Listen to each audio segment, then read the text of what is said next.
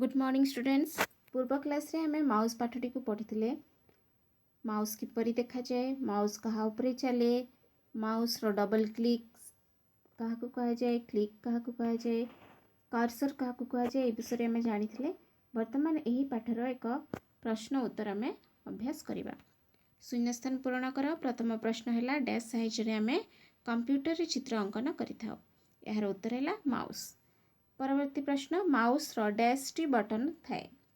तुम्हें मैंने जानिଛ पिला मैंने माउस रो दुईटी बा तीनोटी बटन थाए। परवर्ती प्रश्न माउस को बुलाइले कंप्यूटर परदा उपरे डैश चिन्ह देखा जाए। यार उत्तरटी होची तीर चिन्ह। परवर्ती प्रश्न माउस रो बाम किंबा डाहाण बटन को दबाइले ताहाकू डैश कहा जाए, याकू क्लिक बोली कहा जाए।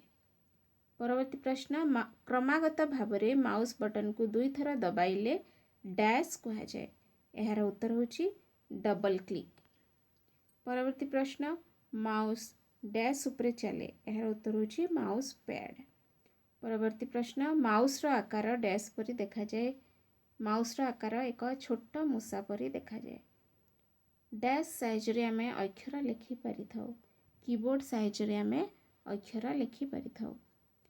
नेक्स्ट प्रश्न है डैश को कंप्यूटर निर्देश यंत्र कहा जाए।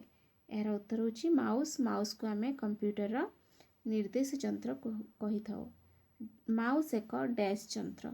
एठी माउस क्यों प्रकार यंत्र बोली पचरा जाइछि तो एठी होची माउस एक इनपुट यंत्र। ताले पिला माने एही सब प्रश्नर उत्तर एठी दिया जाइछि। एही प्रश्न उत्तर को तुम कंप्यूटर खातिर लिखिब एवं एहार अभ्यास करिब। धन्यवाद।